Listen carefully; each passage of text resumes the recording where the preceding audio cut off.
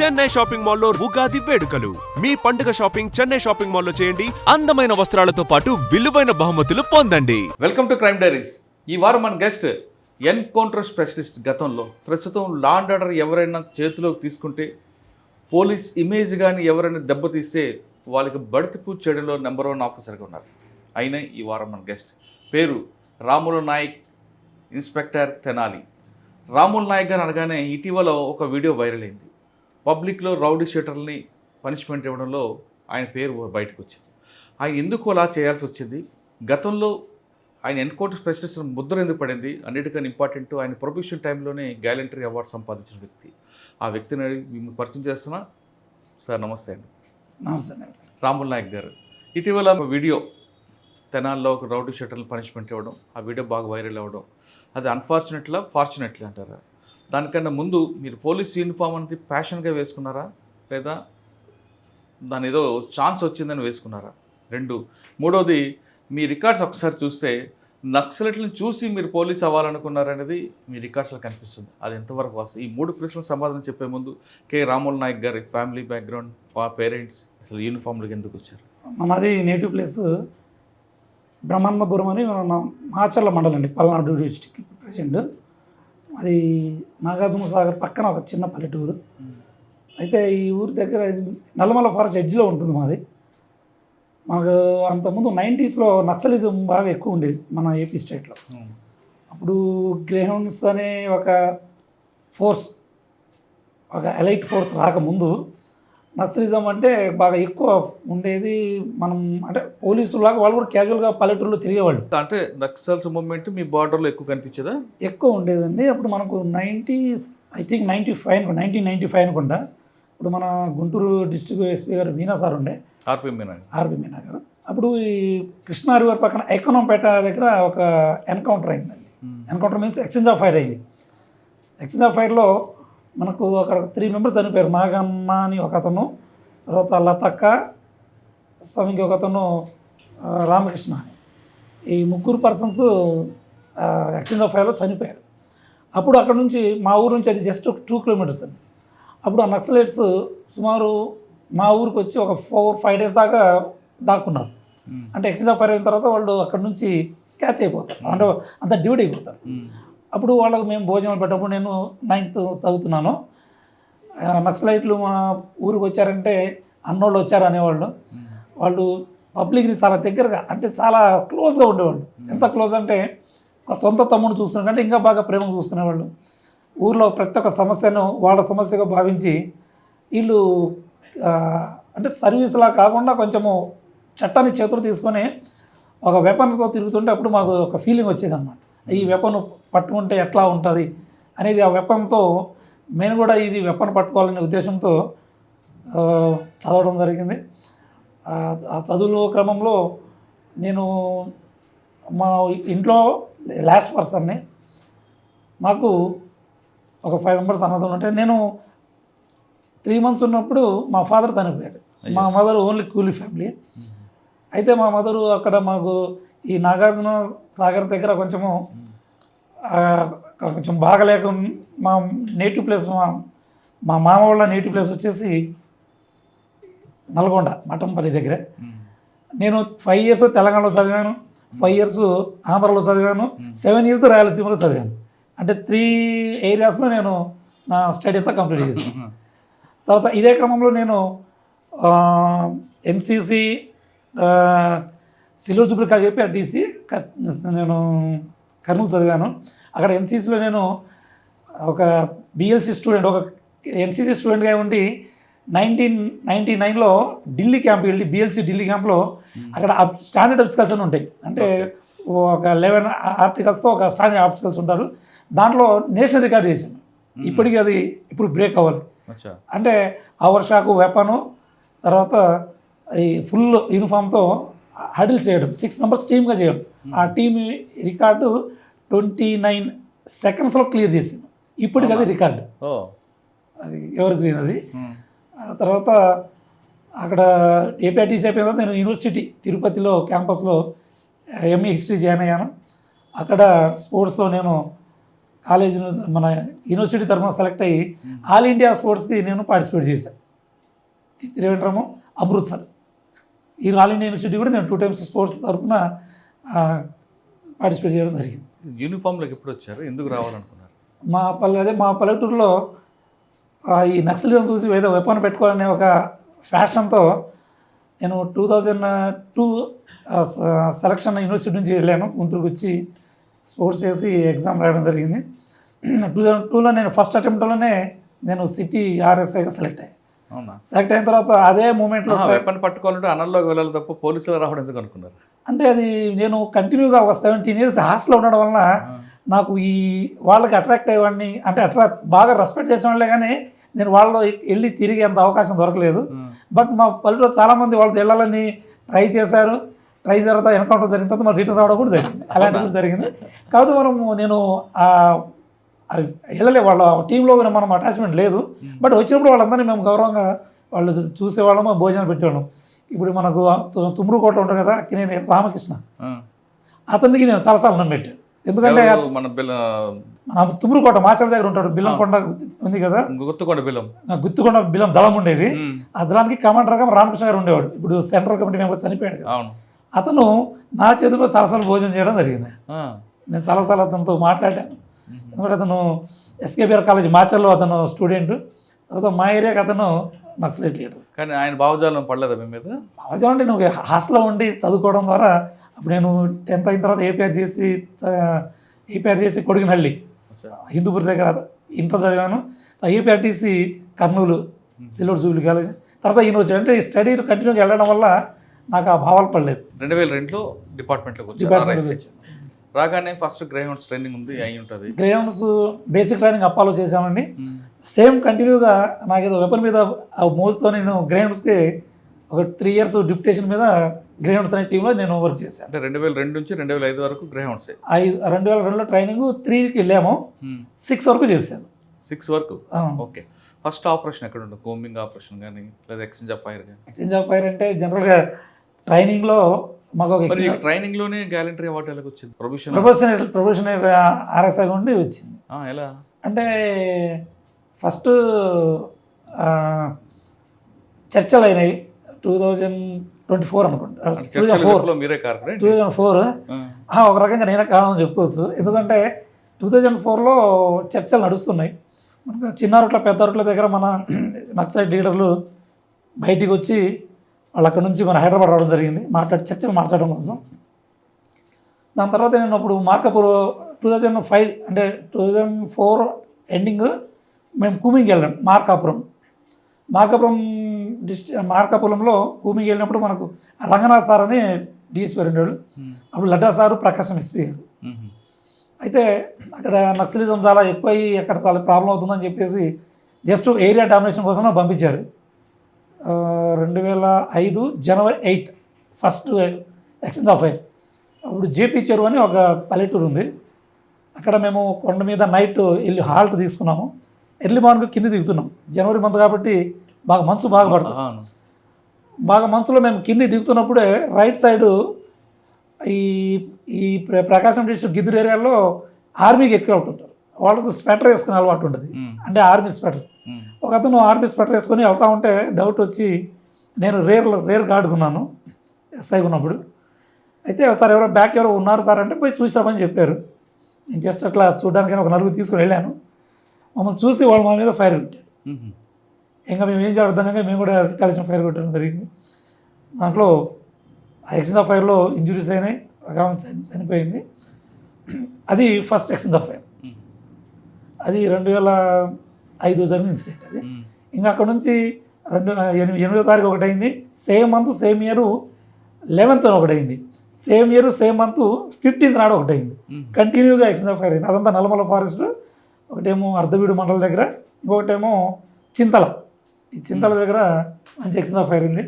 అక్కడ ఆపరేషన్లో 4 members దాకా చనిపోయారు. సార్, చింతల దగ్గర జరిగిన ఎక్స్చేంజ్ ఆఫ్ ఫైర్లో కొండ మీద మీరు ఉండడం, మీ అప్పర్ హ్యాండ్ అయింది, ఫైరింగ్ ఓపెన్ అవ్వడం, వాళ్ళు రౌండ్ రావడం, ఆ సీన్ ఒకసారి వివరించండి. మీరు చెప్తున్నది ఈజీగా జరగలేదు. అది యాక్చువల్లీ నల్లమల ఫారెస్ట్లో కొండలు ఎక్కువ ఉంటాయి. మేము అప్పుడు ఆఫీసర్ల ఇన్స్ట్రక్షన్ ప్రకారము జస్ట్ ఏరియా డామేషన్ కొండ మీద కూర్చొని ఉన్నాం. కొండ మీద కూర్చొని జస్ట్ ఓపీ అబ్జర్వేషన్ పోస్ట్ ద్వారా పైనుంచి బైనాక్యులర్స్ చూసుకుంటూ ఒక సెంట్రీ ఇద్దరు సెంట్రీస్ ఉంటారు. మన టీం ఎక్కడికి వెళ్ళినా ఇద్దరు సెంట్రీలు టీంని 24 hours హాల్ట్ అయితే మూమెంట్ ఉంటుంది. వాళ్ళు అబ్జర్వ్ చేస్తూ ఉన్నారు. ఒక చెట్టు ఎక్కి ఒక సెంట్రీ మధ్యాహ్నం 1 o'clock ఆ ప్రాంతంలో సార్ మూమెంట్ ఉంది అని చెప్పారు. సరే అతను చెట్టు దిగమని చెప్పి జస్ట్ ఆ బైనాక్యులర్ చూస్తే మేము సుమారు ఒక హాఫ్ 1 kilometer దూరం హైట్ ఉంటుంది కొండ పైన చూస్తే కింద మూమెంట్ వస్తూ ఉంది. ఇంక మేము అటు ఇటువైపే దిగితే మళ్ళీ మమ్మల్ని చూస్తారని చెప్పి ఆపోజిట్ డైరెక్షన్లో ఒక 4 మెంబర్స్తో ఆపోజిట్ డైరెక్షన్లో దిగి ముందు నుంచి వచ్చి హెచ్టీ అంబుస్ లాగా క్రియేట్ చేసి వాళ్ళ మీద అంటే కొంచెం డిస్టెన్స్ తగ్గించుకొని వాళ్ళ వెనకాల ఫాలో అయ్యి అప్పుడు ఎక్స్చేంజ్ ఆఫ్ ఫైర్ చేసాము. దాంట్లో 4 members చనిపోయారు. అది వాస్తవంగా ఆ ఇన్సిడెంటు అంటే ఫస్ట్ టైం చర్చల తర్వాత ఫస్ట్ ఇన్సిడెంట్ అది. కాబట్టి అక్కడ నుంచి కంప్లీట్గా చర్చలు డిస్టర్బ్ అయ్యాయని అక్కడ నుంచి న్యూస్లో స్క్రోల్ అయింది. సార్ చర్చలు జరగడం వల్ల వాళ్ళకి నష్టం జరిగిందా, గవర్నమెంట్కి నష్టం జరిగిందా? గవర్నమెంట్ అనేది దాన్ని ఎవరు అంత పెద్ద డ్యామేజ్ చేయాలంటే గవర్నమెంట్ అనేది స్ట్రాంగ్. కానీ వాళ్ళు రిక్రూట్మెంట్ ఎక్కువ చేసుకున్నారని అన్ని తెలిసాయని అంటుంటారు. వాస్తవం రిక్రూట్మెంట్ చేసుకున్నారు. బట్ ఈ రిక్రూట్మెంట్ చేసుకోవడం కంటే వాళ్ళ మూమెంట్స్ వాళ్ళ యొక్క స్థావరాలు అవన్నీ వాళ్ళనే కొంచెం చెప్పుకున్నట్టు అయింది. దానివల్ల వాళ్ళు కంప్లీట్ డ్యామేజ్ అయ్యారు. ఆ మూమెంట్ నుంచి వాళ్ళు కంప్లీట్ మన ఏపీ నుంచి వాళ్ళు కంప్లీట్గా మొత్తం బేస్తో పాటు మొత్తం వెళ్ళిపోయారు. ఎవరు లేరు, వాష్ అవుట్ అయిపోయింది. ఓకే సార్, నల్లమలలో మీకు బాగా గుర్తుండిపోయిన సంఘటన చెప్పండి. 2006లో ఖమ్మం డిస్ట్రిక్ట్ అండి, గుండాల. నల్లమలలో కాదు, ఖమ్మం డిస్ట్రిక్ట్. అప్పుడు 7 days టాస్ చేసాము. టాస్ చేసిన తర్వాత ఫైనల్ డే లక్ష్మీపురం అనే విలేజ్ ఉండి మేము అప్పటికి మాకు రేషన్ అయిపోయింది. భోజనం చేద్దామని ఊళ్ళో వెళ్ళాము. ఊళ్ళోకి వెళ్తేనే మేము ఊళ్ళో ఒక 4 teamగా డివైడ్ అయిపోయి వంట చేసుకుంటే ఆ మూమెంట్లోనే సడన్గా దళం ఊళ్ళోకి రావడం జరిగింది. అంటే వాళ్ళకి తెలియదా మీరు ఉన్నారని? మేము ఉన్నామని తెలుసు, అది తెలియదు వాళ్ళకి యాక్చువల్లీ. కానీ మేము ఊరు బయట ఉన్నాము. నేను ఎక్కడైతే ఉన్నానో అక్కడ దారి నుంచి వాళ్ళు కాలిపాట ఉంటుంది కదా, కాలిపాట దగ్గర నుంచి వచ్చేసారు. వచ్చినప్పుడు మాకు సెంట్రీ సార్ ఎవరు వస్తున్నారు సార్ అంటే అడగమని చెప్పాను. మా వాళ్ళు అడిగిన తర్వాత వాళ్ళు నువ్వు ఎవరని క్రాస్ క్వశ్చన్ వేశారు. నాకు డౌట్ వచ్చింది. అది నేను పక్కకి జరిగి మా భాషలోనే అది తాండది అన్న ఎవరన్నా అని చెప్పి అడిగాను. అంటే మీ భాషలో? మా భాష అడిగితే అరే నేను రా చంద్రాన్ అని చెప్పాడు. సరే రానా అని చెప్పాను నేను. లేదు నువ్వు రారా అన్నాడు. నువ్వు రారా అంటే నాకు కొంచెం ఏదో ఏమన్నా మేము కూడా మనసుమే కదా, ఇంకా లేదన్నా నువ్వే రా అని చెప్పాను. ఇంకా ఆ డిస్కషన్లో వాళ్ళు ఏదో సడన్గా ఒక ట్యాచ్ సైడ్ మా మీద వేయడం జరిగింది. వాళ్ళు ట్యాచ్ సైడ్ వేసారని చెప్పేసి నేను ఒక సైడ్ తప్పుకున్నాను. అంటే మనం పల్లెటూరులో కర్రలతో ఒక వాళ్ళలాగా క్రియేట్ చేస్తారు కదా, కర్రలతో తడి అంటారు దాన్ని, తడిగా దాక్కున్నాను. అదే రారా అని గట్టికి కేకలేసాడు ఆయన. ఇంత జరిగేపాటి నాకు కొంచెం ఏదో ఇల్లు నక్సలైట్లు అనే డౌట్ వచ్చి నేను ఏకేతో బర్స్ట్ ఫైర్ కొట్టాను. బర్స్ట్ ఫైర్ కొట్టిన తర్వాత స్పాట్లో చనిపోలేదు, కానీ అందరూ 7 members ఇంజురీ అయ్యారు. నైట్ ఫైరింగ్లో 7 ఇంజురీ అయ్యారు. తర్వాత దాంట్లో పక్కన మనలాగా తెలంగాణ అయితే కొంచెం ఎక్స్చేంజ్ ఆఫ్ ఫైర్ అయిందంటే పక్కన గుండాల పిఎస్ 3 kilometers ఉంటుంది. ఆ ఫైరింగ్ సౌండ్కి వాళ్ళు అలర్ట్ అయ్యారు. వీళ్ళు ఇంజరీతో వెళ్ళిన వాళ్ళని ఒక 3 పట్టుకున్నారు వాళ్ళు. అది నైట్ ఫైరింగ్, అది బాగా అంటే ఒక గుర్తుండిపోయింది నైట్ మూమెంట్. అదేవిధంగా ఒక బ్యాడ్ ఇన్సిడెంట్ అని చెప్పండి. బ్యాడ్ ఇన్సిడెంట్ అంటే నాకు అక్కడ ఏ ఫీల్డ్లో అయినా సరే ఇప్పటిదాకా నేనైతే ఫేస్ చేయలేదు. నేను ఉండగా కూడా ఏ ఒక్క ఇన్సిడెంట్ జరగలేదు. కానీ పార్వతీపురంలో దగ్గర మాత్రం ఒక సరెండర్ నక్సలైట్, ఇప్పుడు స్వాతి లక్కర్ మేడం అప్పుడు ఓఎస్డీ గారు పార్వతీపురం, ఒక వెపన్ డంప్ ఉంది అని చెప్పి మమ్మల్ని ఒక పార్వతీపురం దాటాక నారాయణపురం, కురుపం అటువైపు, గుండ్లక్ష్మపురం, నారాయణపురం వైపు, ఆంధ్ర ఒరిస్సా బోర్డర్లో ఒరిస్సా వైపు అయితే ఒక నక్సలైట్ సరెండర్ కాదు మమ్మల్ని పట్టుకున్న అతన్ని. అతను వెపన్ చూపిస్తాను, డబ్బు చూపిస్తాను అని చెప్పి మమ్మల్ని తీసుకెళ్ళి అతనితో పాటు మమ్మల్ని 3 రోజులు తిప్పి లాస్ట్ రోజు అతను కొండపై నుంచి మా కళ్ళ ముందే ఒక పెద్ద లోయలో దూకేసాడు. అయ్యో, కళ్ళ ముందే చనిపోయాడు. ఎందుకు అంటే అతను చూపిలేకపోయాడు, ఏమన్నా మేము చంపేస్తామనే భయం వచ్చింది. అందుకని అతను మా కళ్ళ ముందు అక్కడి నుంచి జంప్ చేశాడు. అది పెద్ద లోయ అది.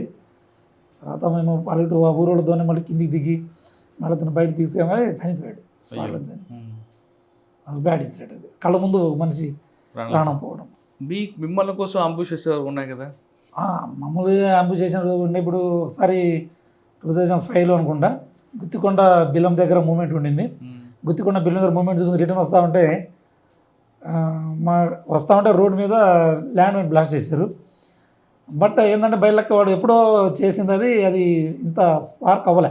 ఇప్పుడు యాక్చువల్లీ బ్లాస్ట్ అవ్వాలంటే ఆ డిటోనేటర్ ఫస్ట్ బ్లాస్ట్ అవ్వాలి. అది బ్లాస్ట్ అవ్వకుండా ఒకటే బ్లాస్ట్ అయింది, మిగతా ఏం బ్లాస్ట్ అవ్వలే. బై లక్ చిన్న సౌండ్ లాగా ఏదో పైకి లేచింది. బట్ మాకు అర్థమై మేమంతా అటు ఇటు వెళ్ళాము. బట్ వాళ్ళు పారిపోయారు అక్కడ నుంచి. బట్ అది బ్లాస్ట్ జరగలే. అటెంప్ట్ అయింది కానీ ఫెయిల్ అయిపోయింది.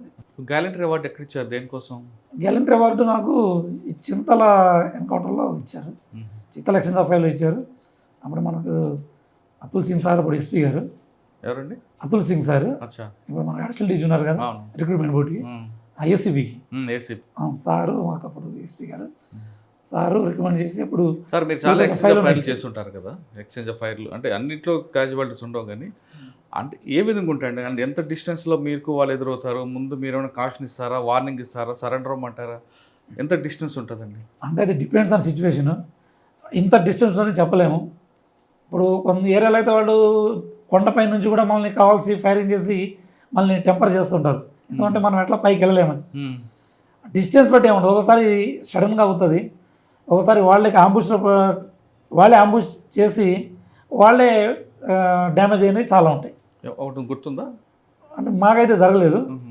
బట్ కావాలని వాళ్ళు కొండ మీద ఉండో లేదా పక్కన ఉండో మిమ్మల్ని ఇరిటేట్ చేసి బూతులు తిట్టి రచ్చగొడుతుంటారు కదండి. బూతులు తిట్టేదే ఉండదు కానీ అంత దగ్గర తిట్టుకునేదే ఉండదు. సినిమాలాగో ఏదో ఒకళ్ళొకటి తిట్టుకోవడం అలాంటివి ఉండవు. ఓకే. బట్ కొండ పైన ఉంటారు. ఇప్పుడు జేకే ఏరియాలో కొండపైన నుంచి ఫైరింగ్ చేసి మనం ఏదైనా మూమెంట్ కనబడితే బయట డ్యాంపు చేద్దామని వాళ్ళు చాలా ట్రై చేస్తారు. ఇరిటేట్ అంటే మాటలు వినపడవలే కానీ శబ్దాలు అవన్నీ ఫైరింగ్ చేస్తుంటారు. ఇప్పుడు అలాంటివి జరిగి ఇప్పుడు బయట డ్యాంపుస్లు మనకు గుంటూరు డిస్టిక్లో జరిగింది. వచ్చేసి గుంటూరు డిస్టిక్లో ఫస్ట్ టైం గ్రౌండ్ స్ట్రీమ్ మీద ఫైరింగ్ అయింది. వచ్చేసి తర్వాత అలటంపేట అని మహబూబ్ నగర్ను మన గుంటూరు మధ్యలో ఒకటి ఉంటుంది. అక్కడ కూడా మన వాళ్ళ మీద వాళ్ళు అటాక్ చేసి వాళ్ళే డ్యామేజ్ అయిపోయారు. చాలా వరకు మన ఏపీలో అయితే వాళ్ళు ఒకటి సక్సెస్ అనేది ఒకటి మనం అది బలిమేళ ఒకటి మాత్రమే సక్సెస్ అయ్యారు. మిగతా అదేం సక్సెస్ అవ్వలే మన ఏపీలో. అది కూడా వాటర్ కాబట్టి వాళ్ళు సక్సెస్ అయ్యారు. అది కూడా ఏపీ కదా, ఒరిస్సా బార్డర్. ఒరిస్సా బార్డర్ పైన అవతల నుంచి మనము రివర్ దాటుతున్నప్పుడు ఆ లాంచ్ని వాళ్ళు ముంచడం జరిగింది. అదొకటే తప్ప ఎక్కడ వాళ్ళు చాలా చేశారు అటెంప్ట్. బట్ వాళ్ళు సక్సెస్ కాదు. ఇప్పుడు ఛత్తీస్గఢ్లో ఒరిస్సాలో అట్లా చేసినట్టయితే అక్కడ సక్సెస్ అవ్వలే వాళ్ళు. అంటే మీరు ఏపీ తెలంగాణ కాకుండా వేరే రాష్ట్రాలు కూడా వెళ్ళారు? వెళ్ళాను. ఏ స్టేట్కి వెళ్ళారు? మహారాష్ట్ర వెళ్ళాము, ఒరిస్సా వెళ్ళాము, ఛత్తీస్గఢ్. అప్పుడు ఎంత మన ఆంధ్ర ఒరిస్సా బార్డర్ అంతా తిరిగాము. అలా వెళ్ళొచ్చా? అలాగా పంపిస్తారు, మూమెంట్ పంపిస్తారు. అక్కడ నుంచి మనం వాళ్ళ వైపు డ్రాప్ అయ్యి మన వైపు వస్తాము. మన సైడ్ డ్రాప్ అయ్యి అక్కడ బౌర్డరే ఉండదు, ఫారెస్ట్ కదా. అక్కడ ఇండియా పాకిస్తాన్ బౌర్డర్ లాగా అక్కడే ఉండదు. క్యాజువల్గా వెళ్తూ ఉంటాం. సార్ అన్ని స్టేట్లు తిరిగారు కదా, దాదాపు 5-6 స్టేట్లు తిరిగారు.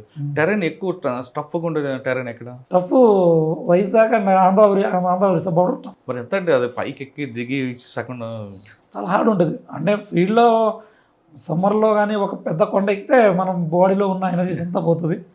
మళ్ళీ కొంచెం హాల్ట్ అయ్యి మళ్ళీ ఎనర్జీ లెవెల్స్లో వాటర్ తీసుకొని మళ్ళీ మూమెంట్ చేస్తాం. కానీ కొన్నిసార్లు బయట లోపలికి వెళ్ళిన తర్వాత ఫుడ్ దొరకదు, వాటర్ దొరకదు. మరి అప్పుడు ఆ ప్రాబ్లమ్స్ ఎలా ఫేస్ చేసేవారు? వాటర్ అనేది వాస్తవంగా దొరకదు.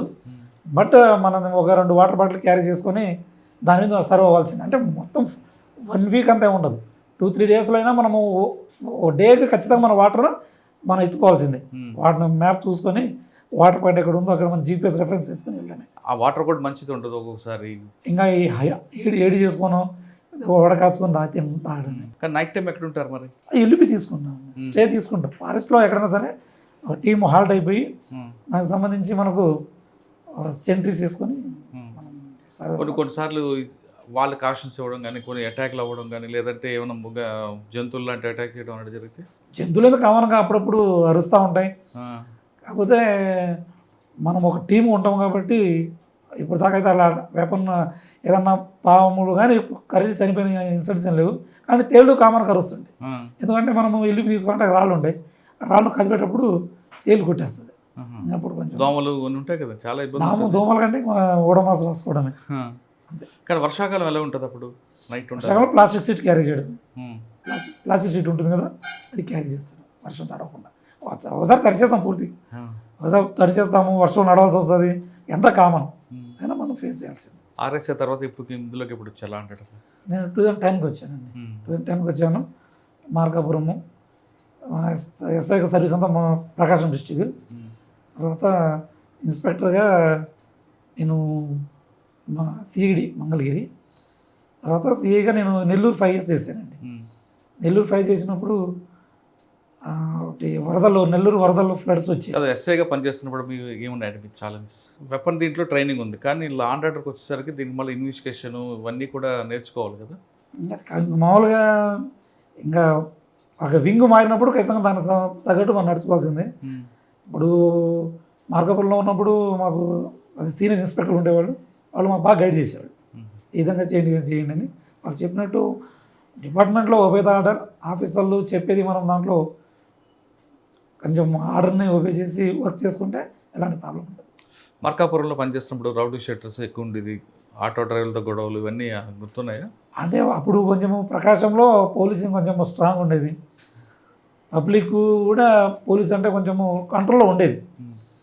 కంట్రోల్లో ఉండి ఏదన్నా సార్ ఒక ఇన్సిడెంట్ జరిగినా కూడా మనం ఎదురుగా పోలీసు వ్యవస్థకు ఎదురు వచ్చేవాళ్ళు కాదు.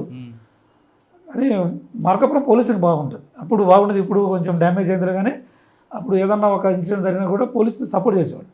రౌడీ షీటర్లు ఉండేవాళ్ళు, బట్ వాళ్ళు స్టిల్ ఈరోజు వరకు కూడా నేను నా ఏరియాలో ఏదో రౌడీ షీటర్ మర్డర్ అయితే ఇప్పుడు దాకా ఏం జరగలేదు. ఇప్పుడు ఇక్కడ తెనాలి 2 town అంటే కొంచెం అందరూ రైతు నగర్ అనేది కొంత అంటూ ఉంటారు, బట్ నేను వచ్చి 1.5 year అవుతుంది నీరువే, కానీ ఇప్పుడు దాకా అయితే ఒక మర్డర్ కూడా కాలేదు. నేను నెల్లూరులో 5 years చేశాను లా అండ్ ఆర్డర్లోనే, అక్కడ కూడా నా స్టేట్ నేను చేసిన ఒక్క మర్డర్ అయితే అవ్వలేదు. నెల్లూరులో వచ్చిన ఛాలెంజ్ ఏముందండి? అంటే మంచి కేసు, మర్డర్ కేసులు కానీ డిటెక్ట్ చేశారా? నెల్లూరు అసలు నేనున్న స్టేషన్ అయితే మర్డర్ అవ్వలేదు. నేను ఉన్నంత పీరియడ్ అయితే ఏం ఒక్క మర్డర్ కానీ అవ్వలేదు. కానీ క్రైమ్ మామూలుగా చిన్న కొట్లాటలు ఏం జరుగుతుంటాయి, ఏదైనా ఇమీడియట్గా ఏదైనా ఒక ఇన్సిడెంట్ జరిగినప్పుడు ఏదైనా కాల్ వచ్చినప్పుడు నేనే రెగ్యులర్ అటెండ్ అయ్యేవాడిని. అంటే మీకు ఎస్ఐగా సిఏగా అంటే ఇక్కడ తెనాలి రాకముందు మీకు బాగా ఒక మంచి కేసు చెప్పండి డిటెక్టివ్ చేసింది. మంచి కేసు డిటెక్ట్ చేయడం అంటే నేను బాలాజీ నగర్ సీఏ ఉన్నాను నెల్లూరులో. ఒక మదరు ఒక 1.5 year బేబీని చంపేసి వెనకాల కాలువలో పడేసి ఆ ఊయలలో ఒక టెడ్డీ బేర్ పెట్టి మా పాప కిడ్నాప్ చేశారని చెప్పేసి డ్రామా చేసింది ఒక మదర్. టెడ్డీ బేర్ పెట్టడం ఎందుకు? అంటే ఊయల్లో ఏదో అంటే మనల్ని తప్పుదో పట్టించడానికి. ఒక ఊయల్లో ఒక శారీతో కట్టిన ఊయల్లో ఒక టెడ్డీ బేర్ పెట్టేసి పాపను తీసుకెళ్ళి కాలువలో పడేసి చంపేసి మా పాపని ఎవరు కిడ్నాప్ చేశారని డ్రామా చేసింది. అప్పుడు మా డిఎస్పీ గారు ఇప్పుడు శ్రీనివాస్ రెడ్డి సార్ ఉండే, ఇప్పుడు మనం ఉమెన్ పిఎస్లు చేస్తున్నారు గుంటూరులోనే. ఫస్ట్ ఆ టెడ్డీ బీర్ పెట్టాలని డౌట్, ఎందుకంటే ఎవరన్నా కిడ్నాప్ చేస్తే టెడ్డీ బీర్ పెట్టి ఎవరు కిడ్నాప్ చేయరు. అక్కడ ఆమె దొరికిపోయింది. తర్వాత మేము ఆమెని తీసుకొచ్చి, ఆమె చాలా డ్రామా చేసింది, బట్ ఆమె తీసుకొచ్చి గట్టి ఇంట్రాక్ట్ చేస్తే నేను చదువుకోవాలంటే ఈ పాప అడ్డంగా ఉందని నేనే ఆ పాపను కాల్లో పడి చంపేసానని చెప్పి ఆమె ఒప్పుకుంది. తర్వాత డెడ్ బాడీ 3 days తర్వాత డెడ్ బాడీ వాటర్ని తీసి చేసాము. అది అంటే పోలీసుల కళ్ళు కప్పే చేద్దాం అనుకుంది, కానీ అది అవ్వలేదు. అంటే పడిస్తుంది కానీ టెడ్డీ బేర్ పెట్టడంతోనే దొరికిపోయింది ఆవిడ. టెడ్డీ బేర్ లోపల పెట్టి కనీసం ఆడుకుంటూ పడిపోయిందన్న నమ్ముదాం, కానీ ఎవరో బొమ్మను లోపల పెట్టేసి మా పాపని కిడ్నాప్ చేశారని ఆమె మనకు కొంచెం డౌట్ రేజ్ చేసింది. అంటే అబద్ధం ఆడడం చేత కాలేదు ఆవిడకి, అంటే ఏదో డ్రామా ప్లే చేసింది, అది రివర్స్ అయిపోయింది. అంటే చదువుకోవడానికి అయితే పిల్ల అడ్డం దానికి నాకు అర్థం కాలేదండి. హస్బెండ్ అంటే వాళ్ళ హస్బెండ్ ఆమెకు మధ్య కొంచెం డిస్ప్యూట్ ఉంది. ఈ పాప ఎంసీఏ చదువుతుంది. ఈ పాపని వచ్చి ఏమైనా చూసుకోవాలి అంటే నేను హాస్టల్లో ఉండాలి అని ఆమె కొంచెం ఒక ఫ్యాషన్ ఉండింది. కానీ పాప ఉండడం వల్ల హాస్టల్ ఉండలేకపోతుందని చెప్పి ఆ పాపను ఏదో అడ్డం తొలగించుకోవాలని చెప్పి ఆ పని చేసి లాస్ట్ జైలు పోయి ఉంటుంది కదా. జైలు చదువు కూడా ఉంటుంది అంటే ఇప్పుడు ప్రతి ఒక్కళ్ళు నేను దొరకనని చెప్పేసి చేస్తారు. దొరికిన తర్వాత చట్టం చేతిలో ఖచ్చితంగా పనిష్మెంట్ తీసుకోవాలి. ఓకే, తర్వాత ఎక్కడికి వచ్చారు? బాలాజీ నగర్ తర్వాత అక్కడ నేను ట్రాఫిక్ చేశాను. ట్రాఫిక్లో ఉన్నప్పుడు ఫ్లడ్స్ వచ్చాయి. ఫ్లడ్స్ వచ్చినప్పుడు వెంకటేశ్వరపురం బ్రిడ్జ్ దగ్గర అక్కడ మన హంద్రి మన పెన్నా వాటర్ ఉంది కదా, పెన్నా వాటర్ బ్యాక్లో మొత్తం కొవ్వూరు అక్కడ ఉండేవన్నీ ఊర్లన్నీ మొత్తం ఫ్లడ్స్ వచ్చి మొత్తం కొట్టుకుపోయారు. దాంట్లో ఒక పూజారి, మల్లికార్జున పూజారి బండి మీద వెళ్తూ అది చూసుకోకుండా ఫ్లడ్లో పడిపోయాడు. అయ్యో. పడిపోయేసి ఆ బుల్లెట్ కొట్టుకొని పోయింది. ఇతను పోయి ఒక స్తంభానికి హక్ చేసుకొని అరుస్తా ఉన్నాడు, 1 గంట నుంచి అరుస్తున్నాడు, నన్ను కాపాడని. ఆయన పూజారి శివాలయంలో. ఇంకా ఆ టైంలో నేను చూసిన తర్వాత ఇంకా ఆ టైంలో రెస్క్యూటీని పిలవాలంటే కూడా అయ్యేది కాదు, మళ్ళీ అవుతుందని చెప్పేసి స్వయంగా నేనే షర్ట్ తీసేసి ఒక కానిస్టేబుల్ సాయంతో కానిస్టేబుల్ని ఫైర్ వాళ్ళ దగ్గర ఒక రోప్ తెప్పించి నేనే వాటర్లో ఈదుకుంటూ వెళ్ళి అతని రోప్ కొట్టి తీసుకొచ్చాను. అది ఒక లైఫ్ సేవ్ చేయాలి అనే ఆలోచనతో, అది ఇప్పుడు ఆ యూట్యూబ్లో కూడా అది ఆల్రెడీ ఆ వీడియో ఉంటుంది. అంటే ఒక లైఫ్ సేవ్ చేయాలనే ఉద్దేశంతో అది చేశాను. అది కొంచెం అంటే మన కళ్ళ ముందు ఒకదన చాలామంది చూస్తున్నారు పబ్లిక్ కూడా, కానీ ఏదైనా ఒక ముందు అడిగేసి వాళ్ళు కనపడలేదు. బట్ నేను అంటే ఒక లైఫ్ సేవ్ చేయాలనే ఉద్దేశంతో వాటర్లోనే వెళ్ళి నేను బయట తీసుకు పార్థపురంలో ఒక లైఫ్ సేవ్ చేయలేకపోయి ఇక్కడ కాపాడారు. అది సడన్ పైనుంచి అంటే మనం ఏం చేయలేము. అంటే మీ కళ్ళ ముందు జరిగింది అది? జరిగింది మన కొంచెం ఒక 10 minutes దూరంలో ఉన్నాడు, అతను సడన్గా రన్ చేసి పైన దూకాడు. మనం అతను పాటు రన్ చేయలేము. ఒకవేళ కొంచెం గ్యాప్ ఉంటే మనం ఏం చేయవచ్చు. అది అన్ఎక్స్పెక్టెడ్ అయినా అదొక ఫీలింగ్ ఉండేది. అంటే కళ్ళ ముందు జరిగింది, కానీ కాపాడలేకపోయామని ఏం లేదు, ఎందుకంటే ఆ ఛాన్స్ లేదు. ఎందుకంటే మన లైఫ్ ఏదో సినిమాల్లో ఫైరింగ్ చేసినప్పుడు బుల్లెట్ కనబడి మనం బెండ్ అయ్యేటట్టు, లేకపోతే ఆయన స్లో మోషన్ మరి మనం పట్టుకోలేము కదా, సడన్గా జరిగిపోయింది. ఇదైతే మన టైం ఉండింది కాబట్టి మనం సేవ్ చేయగలిగాం. తర్వాత ఎక్కడికి వచ్చారు బాలాజీ నగర్ తర్వాత ఎర్రగొండపాలెం ఎలక్షన్ చేశాము. అక్కడ కూడా ఎలాంటి డిసిషన్ లేకుండా ఎలక్షన్ చేసాము. తర్వాత ఇక్కడ తినాలంటుంటాను వచ్చాము. ఓకే. ఎర్రగొండపాలెం ఏమైనా ఉన్నాయా మీకు గుర్తుపట్టింది? ఇంకా అక్కడ ఎలక్షన్స్ ఉంటాయండి, ఏం లేదు అక్కడ. ఎర్రగొండపాలెం తర్వాత తెనాలి వచ్చాను. తెనాలి వచ్చినప్పుడు ఇక్కడ 2 టౌన్లో కొంచెము సిచ్యువేషన్ లాంటి కొంచెం క్రిటికల్గా ఉండింది, కానీ ఇప్పుడు మా అధికారుల యొక్క సహకారంతో వాళ్ళ సూచనలు సలహాల మేరకు ప్రస్తుతానికి లాంటి ఇష్యూస్ ఏం లేవు. అప్పుడైతే తెనాలి వచ్చిన తర్వాత ఒక రౌడీ షీటర్లు వాళ్ళని పట్టుకొని నడి రోడ్డు మీద కొట్టడం అనేది అది కొంచెం వైరల్ అయింది. అసలు ఆ సిచ్యువేషన్ ఎందుకు మీకు వచ్చింది? అది అన్ఎక్స్పెక్టెడ్ ఇన్సిడెంట్. అది అంటే ఒక పోలీస్ కానిస్టేబుల్ని ఒక 3-4 రౌడీ షీటర్ కలిసి కొట్టడం అనేది అది కొంచెము బ్యాడ్ థింగ్ లాగా అనిపించింది. తర్వాత అది ఒక పోలీస్ వ్యవస్థ మీద వాళ్ళు అట్లా చేస్తే, ఒక పోలీస్నే రక్షణ లేనప్పుడు పబ్లిక్ ఏం రక్షణ ఉంటుంది అని అది ఒక మెసేజ్ ఉంటుందేమో అని చెప్పి అదే అన్ఎక్స్పెక్టెడ్ ఇన్సిడెంట్ అనేది కోర్టులో ఉందంటే కోర్టు అది మన జ్యుడిషియల్కి మనం బెండ్ అవ్వాల్సిందే. అది జ్యుడిషియల్ మనము న్యాయ వ్యవస్థకి మనం ఎప్పుడైనా సరే తలవగాల్సిందే. అది న్యాయ వ్యవస్థలో ఉంది కాబట్టి మనం దాని గురించి మనం అయితే కామెంట్ చేయలేదు. ఓకే. కానీ ఆ ఇన్సిడెంట్ జరిగిన తర్వాత మీ ఏరియాలో రౌడీ షీట్లు తగ్గారా పెరుగుతున్నారా? అప్పటి నుంచి కంప్లీట్ తగ్గిందండి. కంప్లైంట్ అంతకుముందు కూడా 10 తర్వాత 10-11 తర్వాత పబ్లిక్ రోడ్ల మీద కొంచెము యాక్చువల్లీ కొంచెం ఈ ఇల్లీగల్ యాక్టివిటీస్ చేసేవాళ్ళు నైట్ సమయంలోనే వీళ్ళు ఏదో దయ్యలాగా వీళ్ళు కూడా నైట్ తిరిగి ఇది ఏదో చేయాలని ఆలోచిస్తుంటారు. కానీ ఆ ఇన్సిడెంట్తో పాటు తర్వాత మాకు ఇప్పుడు కొత్తగా మా సార్ వచ్చారు, ఎస్పీ గారు జిందాల్ సారు, నైట్ 11 తర్వాత ఎవరన్నా టౌన్ అంటే పని లేకుండా అవసరం లేకుండా రోడ్డు మీద ఎవరైనా ఉంటారో వాళ్ళని మనం ఖచ్చితంగా అడగాలి. వాళ్ళ మీద టౌన్ న్యూసెన్స్ ఏమంటే ఇప్పుడు నైట్ అవసరం లేకుండా బయట తిరిగే వాళ్ళు న్యూసెన్స్ కోసమే తిరుగుతారు కాబట్టి వాళ్ళ మీద టౌన్ న్యూసెన్స్ కేసులు రిజిస్టర్ చేయమని చెప్పినప్పటి నుంచి మా జిల్లాలో ఎస్పెషల్లీ మా తెనాలో అయితే ఈ ఇల్లీగల్ యాక్టివిటీ చేద్దామని తిరిగే వాళ్ళ సంఖ్య కంప్లీట్గా తగ్గిపోయింది. క్రైమ్ కూడా ఆల్మోస్ట్ మొత్తం కంట్రోల్ అయింది. కానీ అరెస్ట్ చేసిన తర్వాత కోర్టు తీసుకెళ్తున్న టైంలో రోడ్డు మీద నడిపించడం అనేది అంటే జనరల్గా ఇప్పుడు ఏమైనా అరెస్ట్కి వెళ్తామండి, అక్కడ వెహికల్ దొరకకపోయినప్పుడు ఖచ్చితంగా నడవాల్సిందే కదా. మేము కూడా వాళ్ళతో పాటు నడుస్తున్నాం, వాళ్ళకి రన్నింగ్ రేస్ ఏం పెట్టట్లేదు. ఇప్పుడు అరెస్ట్ కోసం వెళ్తాము, అక్కడ ఒక 3-4 ఉంటారు రౌడీ షీటర్స్ కానీ ఏదైనా సరే. అప్పుడు వెహికల్ లేనప్పుడు ఒకసారి మా పోలీస్ వెహికల్ అంటే ఇప్పుడు 24 hours మా దగ్గర ఉంటుంది కదా, పెట్రోల్ తిరుగుతూ ఉంటుంది. అలాంటప్పుడు రండి మాతో పాటు రండి తీసుకొని వస్తాము. దాన్ని ఇది వేరే విధంగా తీసుకుంటే అదైతే అంటే దానివల్ల మైనస్ ఉంది, ఒక ప్లస్ ఉంది. ప్లస్ ఏంటంటే ఎక్కడ రౌడీజం ఏందో ఆ రౌడీ నాకు రోడ్డు మీద నడిపిస్తే ఆ సోషల్ పనిష్మెంట్ ఉంటుంది కాబట్టి రెండోసారి తలెత్తడం అనేది ఒకటి. రెండోది నేను చేసిన చిన్న నేరానికే నాకు సమాజంలో ఒక ముద్ర వేస్తున్నారనేది ఒక మైనస్. అంటే ఏ ఇన్సిడెంట్ చూసుకున్నా ఈ వ్యవస్థలో ప్రతి దానికి ప్లస్ ఆర్ మైనస్ ఉంటుంది. బట్ ప్లస్ ఆర్ మైనస్లో మనము ఒక చెడ్డోడిని వీడు చెడు పని చేశాడు అని సొసైటీకి చూపిస్తే అతనికి ఒకసారి చెయ్యడు అనేది అది ప్లస్, అది ఒక సైడ్ కాన్సెప్ట్. మమ్మల్ని అవమానపరుస్తున్న అనేది రెండో సైడ్ కాన్సెప్ట్. ఇప్పుడు ఒక్కొక్క కేసుల్లో మొన్న ఏదో అనంతపూర్ డిస్టిక్ అనుకుంటా ఒక అతని మీద సైకోసైజీలు అనమాట 90 కేసెస్ ఉన్నాయి, 90 కేసులు ఉన్నాయి ఒక రౌడీ షీటర్ మీద. అతను 90 కేసులు ఉండి కూడా అతను బయట వ్యవస్థ మీద పోలీసుల మీద దాడి చేస్తుంటే అతను అంటే కొంత కరుడుగట్టి నేరస్తులు ఉంటారు. నేరస్తుల పైన పోలీసు కొంచెం కఠినంగా ఉంటేనే నేరం అనేది అదుపులో ఉంటుంది అనేది కాన్సెప్ట్.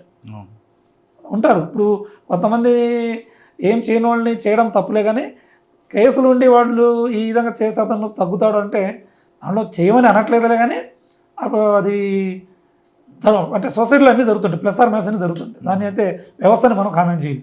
అండ్ పోలీస్ ఇమేజ్ ఉండాలంటే కొంచెం ఇమేజ్ పెరగాలంటే ఇటువంటి సంఘటన జరగాలంటే అంటే ఇమేజ్ కాదండి.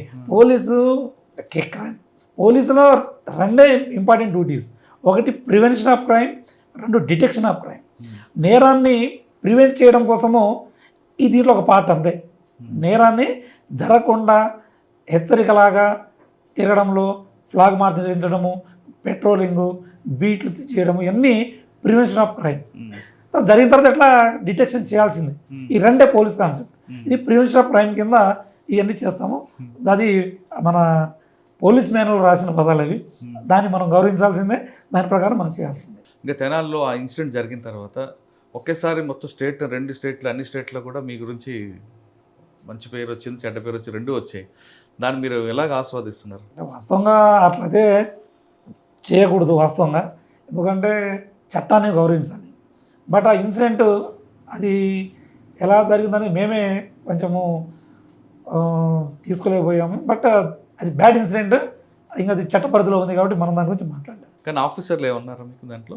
ఆఫీసర్లు అడుగుతారు, ఎందుకంటే ఇలా చేయడం రైట్ థింగ్ కాదంటారు, పనిష్మెంట్ ఇస్తారు, అన్నీ కామన్గా ఎంక్వైరీ చేశారు. అంతా కామన్ జరుగుతుందండి, వ్యవస్థలో ఖచ్చితంగా జరుగుతాయండి, సిస్టమ్ ప్రకారమే జరుగుతుంది. ఓకే సార్, ఫైనల్గా చెప్పండి, పోలీస్ డిపార్ట్మెంట్లోకి మీరు వచ్చారు, అంటే అన్నాలను చూసి వచ్చారు. ఇక్కడికి వచ్చిన తర్వాత లా అండ్ ఆర్డర్ క్రియేట్ చేయడం, లా అండ్ ఆర్డర్ కంట్రోల్ చేయడం చేస్తున్నారు. మీరు అనుకున్న లక్ష్యం నెరవేరుతారా లేదా? వాస్తవంగా నేను ఒక స్టూడెంట్గా ఉన్నప్పుడు నేను పోలీస్ అవ్వాలనే ఆలోచన వచ్చి నేను పోలీస్ అయ్యాను. కానీ మా చిన్న పల్లెటూరులో నేను ఒక ఆఫీసర్ అని చెప్పేసి నన్ను చూసి ఇంకొక 2 ఆఫీసర్లు అయ్యారు. సూపరా. చిన్న పల్లెటూరు నన్ను చూసి కొంతమంది ఇన్స్పైర్ అయ్యి మా ఊర్లోనే నేను గైడ్ చేసి, తర్వాత మేము ఇన్స్పెక్టర్లు ఉన్నాం, ముగ్గురం చదివింది అన్నీ ఒకటే స్కూలు, ఒకటే కాలేజ్, ముగ్గురు ప్రజెంట్ ఇన్స్పెక్టర్గా ఉన్నాము. మాదొక చిన్న ఒక 60-70 ఇళ్ళు ఉండే చిన్న తాండా. ఇంకా నేనైతే సక్సెస్ అనుకుంటా, ఎందుకంటే చిన్న పల్లెటూరు పుట్టి ఇక్కడ దాకా ఒక ఆఫీసర్ అయ్యి ఒక సర్వీసే కాదు, ఒక ఉద్యోగం చేసుకుంటూ సర్వీస్ చేసుకుంటూ ఇలా చేయడం అనేది అది నాకు మంచి అచీవ్మెంటేనండి. ఓకే, ఫైనల్గా పోలీస్ డిపార్ట్మెంట్ రావాలనుకున్న వాళ్ళకి మీరు ఇచ్చే మెసేజ్ ఏంటంటే? పోలీస్ డిపార్ట్మెంట్ అనేది చాలా ప్రౌడ్గా ఒక యూనిఫామ్ వేసుకొని ఇలా వెళ్తుంటే నలుగురు పోలీస్ అనే ఫీల్ ఉంటుంది. ఆ ఫీల్ని ఆస్వాదిస్తూ అన్నీ, అంటే ఈ రోజుల్లో ఈ టెక్నాలజీని, తర్వాత ఈ లోకల్గా జరిగేటువంటి ఇన్సిడెంట్ని, తర్వాత ఈ అంటే పబ్లిక్లో ఈ ఎలిగేషన్స్ ఎక్కువ ఉంటాయి. అంటే అంత ముందులాగా వ్యవస్థ లేదు. ప్రతి ఒక్క దాంట్లో ఇలా చేస్తున్నామంటే దీనికి ఇలా ఎందుకు జరిగింది అన్నట్టు ఆఫీసర్లు అయితే 100% మనము హానెస్ట్ అంటే ఇది అబద్ధం చెప్పకుండా ఇలా జరిగిందని మనం పై ఆఫీసర్లు చెప్పుకుంటే ఖచ్చితంగా పై అధికారులు దాన్ని యాక్సెప్ట్ చేస్తారు, మనల్ని ఖచ్చితంగా చేస్తారు. కానీ కింద ఒకటి జరిగింది, పైన ఒకటి జరిగిందంటే దానికేం లేదు. కాబట్టి డిపార్ట్మెంట్లో జరిగినటువంటి ఇన్సిడెంట్ని ఏదన్నా సరే ఒక సవాల్ని మంచికి మంచి, చెడుకు చెడులాగుంటే వ్యవస్థలో మంచి పేరు వస్తుంది. తర్వాత పోలీస్ యూనిఫామ్ అనేది తలెత్తుకొని తిరిగేలాగా చేయగలరు. And for more videos, please subscribe to iDream. Please subscribe to iDream. Please subscribe iDream. And please subscribe to iDream. For more videos, subscribe to iDream. Please like, share, and subscribe to the channel. Congratulations, iDream. Subscribe to iDream. Subscribe to iDream. So subscribe to iDream Media. iDream team అందరికి huge congratulations. Please subscribe iDream Media. Please subscribe to iDream. Subscribe iDream. Please subscribe to iDream. I dream అంటే నా కళల ఛానల్ను subscribe చేసుకున్న నోరు తిరుగుతలేదు, మీరైతే గంట గుర్తు కొట్టండి. For more such videos, please subscribe to iDream. Subscribe to iDream. Please subscribe to iDream. Please subscribe iDream Media. Please do subscribe to iDream. Please subscribe to iDream Media. For best entertainment and information, please subscribe iDream. And don't forget to subscribe to iDream.